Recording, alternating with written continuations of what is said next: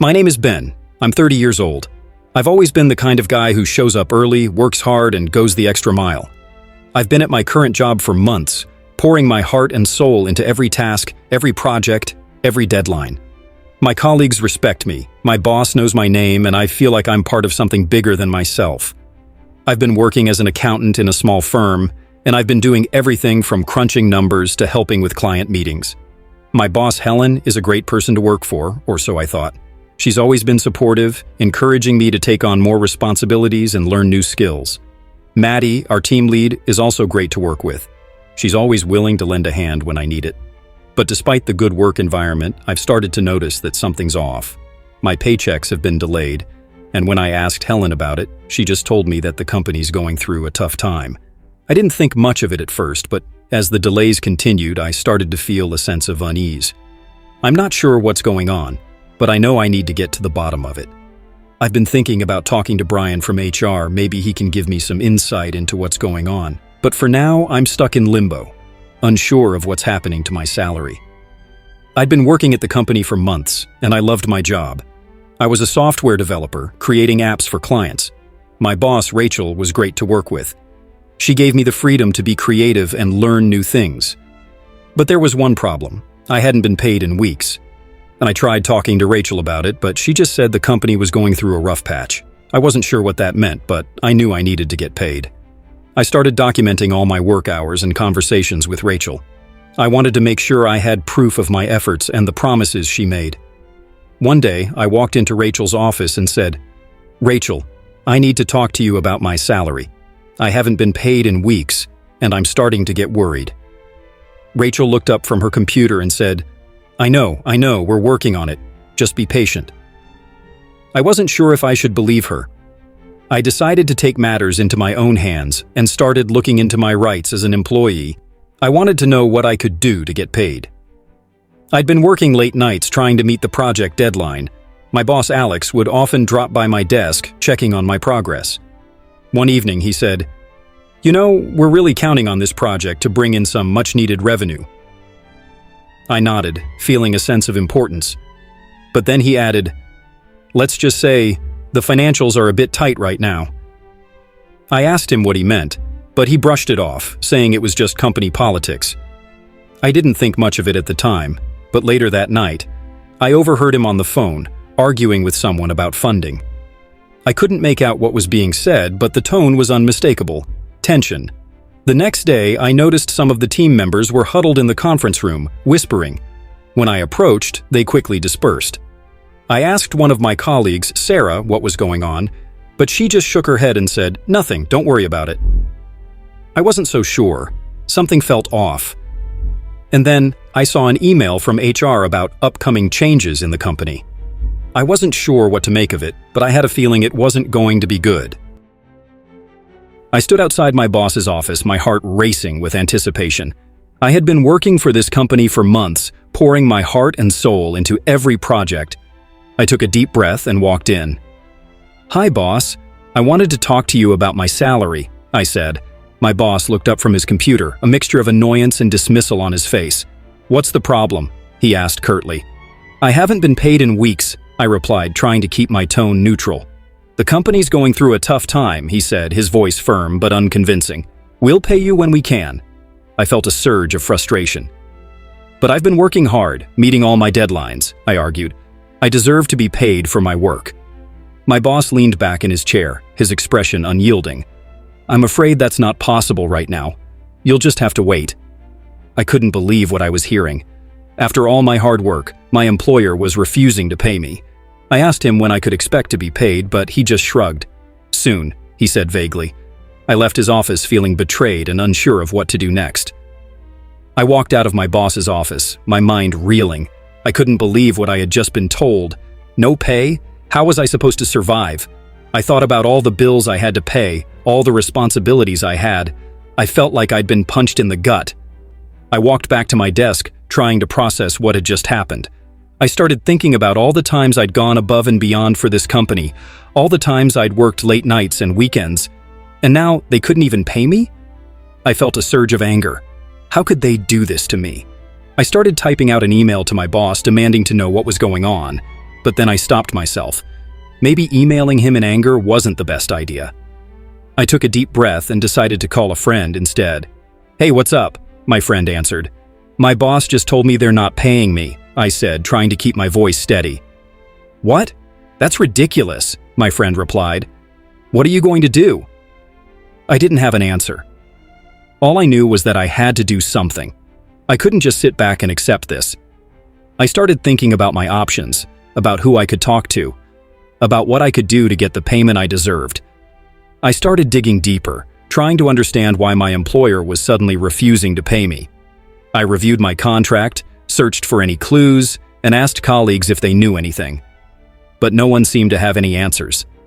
I scheduled a meeting with HR, hoping they could provide some insight. "Can you tell me what's going on?" I asked the HR representative. "Why hasn't my salary been paid?" She hesitated, fidgeting with her pen. "I'm not sure I can discuss that with you," she said finally. "It's a complex situation." Complex situation? What did that even mean? I pressed her for more information, but she just shook her head. "I really can't say anymore." I left the meeting feeling frustrated and more confused than ever. What was going on? Why was everyone being so secretive? I started to wonder if something bigger was at play. Was the company in trouble? Was there something I didn't know? The questions swirled in my head as I walked back to my desk. I decided to do some research on the company, see if there were any signs of trouble. As I scrolled through financial reports and news articles, one thing became clear. Something was very wrong. My bank account was dwindling, and I was struggling to make ends meet. I had to choose between paying the rent or buying groceries. I started to feel anxious about every little expense. I couldn't afford to go out with friends or enjoy simple pleasures. The financial strain was taking a toll on me. I began to doubt my own abilities. Was I not good enough? Did I not deserve to be paid? I started to feel like I was walking on thin ice, never knowing when things would get better. I tried to stay positive, but it was hard. I felt like I was losing control of my life. I started to receive notices from creditors, threatening to cut off my services if I didn't pay my bills. I felt like I was being squeezed from all sides. I knew I had to take action, but I didn't know where to start. I felt trapped and helpless. I began to wonder if I'd ever be able to recover from this. The thought of losing my home, my car, my livelihood was suffocating me. I knew I had to fight back, but the question was, how? I decided to reach out to a lawyer, hoping they could help me understand my rights. "What can I do?" I asked the lawyer. "You've been working for months without pay," she replied, raising an eyebrow. "That's a serious issue." She explained that I had a strong case and could potentially sue the company for unpaid wages, but it wouldn't be easy. "It'll take time and money," she said. "Are you prepared for that?" I wasn't sure. I didn't want to go to court, but I couldn't just sit back and do nothing.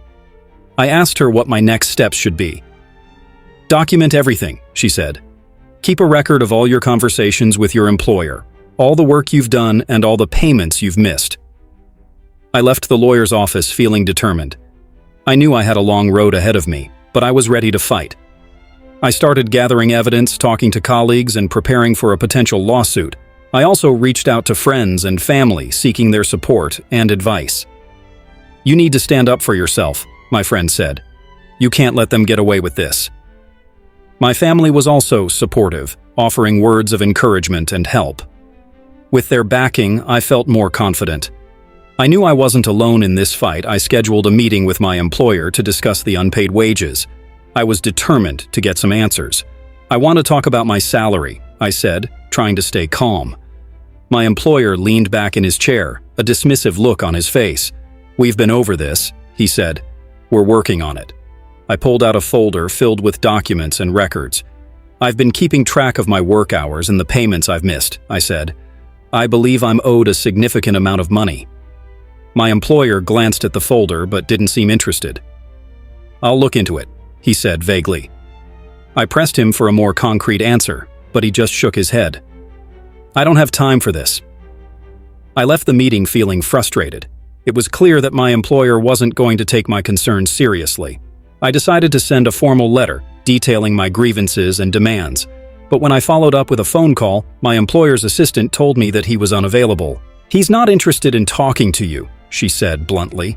I realized that I was in for a long and difficult fight. My employer's refusal to listen or negotiate was just the beginning of the obstacles I would face. I decided to take matters into my own hands. I would seek legal action against my employer for refusing to pay me. I contacted a lawyer who specialized in employment law, and she agreed to take my case. "We'll file a lawsuit against your employer for unpaid wages," she said. "We'll also seek damages for the emotional distress you've suffered." I felt a sense of relief wash over me, knowing that I had a plan. I spent the next few days gathering evidence, including pay stubs, emails, and witness statements. My lawyer and I would meet with the judge in a few weeks to discuss the case. I was nervous but determined. I also decided to report my employer to the relevant authorities. I contacted the Labor Department and filed a complaint.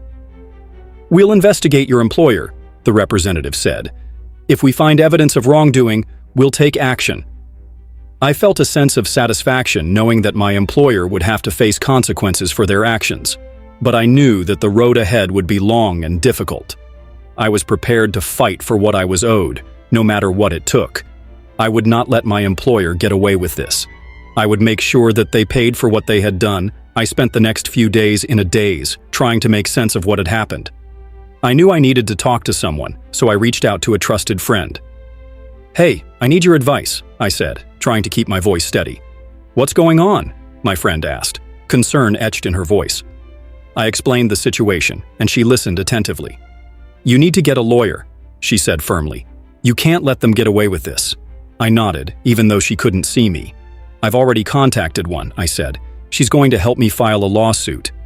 My friend offered to help me with anything I needed, and I appreciated her support. I also talked to my family about what was happening. They were shocked and angry on my behalf. "We'll support you no matter what," my mom said. With their backing, I felt more confident. I started to focus on my case, gathering evidence and preparing for the lawsuit. But it wasn't easy. There were times when I felt overwhelmed and unsure if I was doing the right thing. I had to remind myself that I deserved to be paid for my work. I deserved to be treated fairly, and I was determined to fight for that. I met with my lawyer to discuss the next steps in the lawsuit. "We need to get your employer to respond to the lawsuit," she said. "But I have a feeling they're going to try to avoid it." I nodded, knowing that my employer had already shown a willingness to ignore my concerns. My lawyer sent the lawsuit to my employer, and we waited for a response. But instead of responding, my employer's lawyer sent a letter denying all allegations. "They're claiming that you agreed to work without pay," my lawyer said, her voice incredulous. I was shocked. "That's not true," I said. "We need to prove it," my lawyer replied. We started gathering more evidence, including witness statements and documents, but my employer refused to budge. They wouldn't even consider negotiating a settlement. "We're not going to pay you anything," their lawyer said in a phone call. "You have no case." I felt frustrated and angry. Why was my employer being so stubborn? Didn't they know that this would only end badly for them? My lawyer and I discussed our next move, and we decided to take the case to court. It would be a long and difficult battle, but I was determined to see it through. I decided to take action against my employer for refusing to pay me. I contacted a lawyer who specialized in employment law, and she agreed to take my case. "We'll file a lawsuit against your employer for unpaid wages," she said. "We'll also seek damages for the harm they've caused you." I nodded, feeling a sense of determination. My lawyer and I started gathering evidence, including pay stubs, emails, and witness statements. We would present a strong case to the judge, and I was confident that we would win. I also decided to report my employer to the Labor Department. "I'd like to file a complaint," I said to the representative. "My employer hasn't paid me for several months." The representative took down my information and assured me that they would investigate. "We'll do everything we can to help you get your wages," they said. I felt a sense of relief knowing that I had taken the first step toward seeking justice. My employer would have to face the consequences of their actions. I was ready to fight for what I was owed, and I wouldn't back down. I met with my lawyer at the courthouse, and we prepared for the hearing. "Are you ready for this?" my lawyer asked. I nodded, feeling a mix of nerves and determination. We walked into the courtroom, and my employer was already there, flanked by their lawyer. The judge entered, and the hearing began.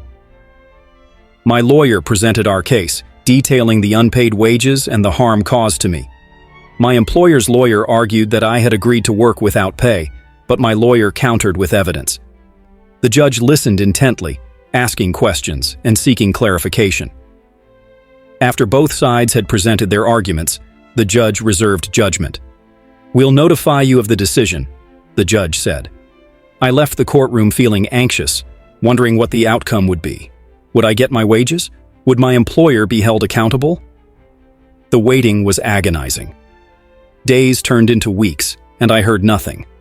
I contacted my lawyer, who assured me that the judge was still deliberating. "We'll hear from them soon," she said.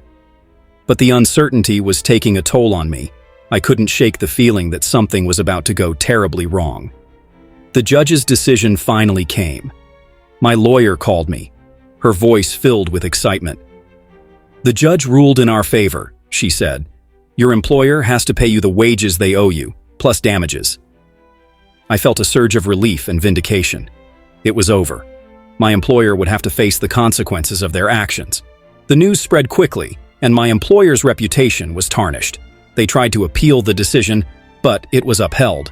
They had to pay me the money they owed me, plus a significant amount in damages. The Labor Department also took action, fining my employer for violating labor laws. My employer's business suffered, and they had to close several locations. I knew that I had made a difference, not just for myself, but for others who had been exploited by my employer. I had stood up for what was right, and it had paid off. But the outcome wasn't just about me.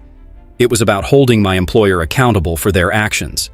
They had thought they could get away with it, but they were wrong. The consequences of their actions would be felt for a long time, and I was proud to have played a part in bringing them to justice. I looked back on the whole ordeal, thinking about what I had learned. Standing up for my rights had been the right thing to do. It wasn't easy, but it was worth it. I had learned that I didn't have to accept mistreatment, that I had the power to fight back, and I had learned that seeking help was okay. I hadn't been alone in this fight. My lawyer, my friends, and my family had all been there for me. They had supported me and encouraged me to keep going. I realized that I wasn't just fighting for myself, I was fighting for others who might be in similar situations. I was fighting for justice and fairness. And in the end, that's what mattered most. I had stood up for myself, and it had made all the difference. I knew that I would carry this lesson with me for the rest of my life. I would never forget the importance of standing up for my rights, and I would always be willing to fight for what's right. Finally, the day arrived when I received the payment I was owed. I opened the envelope and pulled out the check, feeling a sense of relief. I had fought hard for this, and it was a huge weight off my shoulders. I looked at the amount, making sure it was correct. It was every penny I had been owed, plus the damages the court had awarded me. I felt a sense of satisfaction knowing that justice had been served. I deposited the check into my bank account and watched as the funds cleared.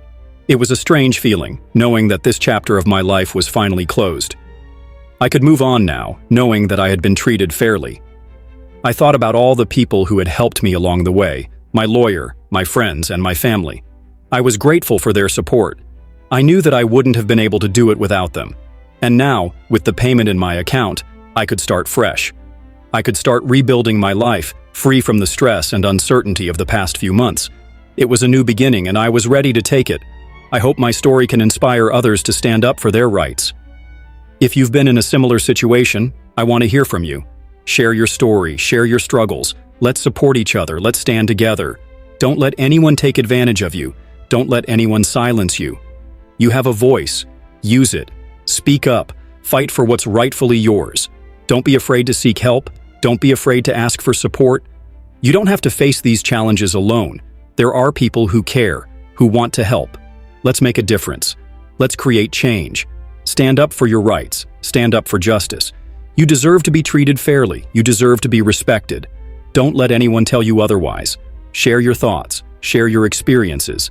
Let's start a conversation. Let's create a movement. Together, we can make a difference. Thank you for listening to my story. If you found this video helpful, kindly like it, share it, and subscribe to the channel for more stories. Thank you.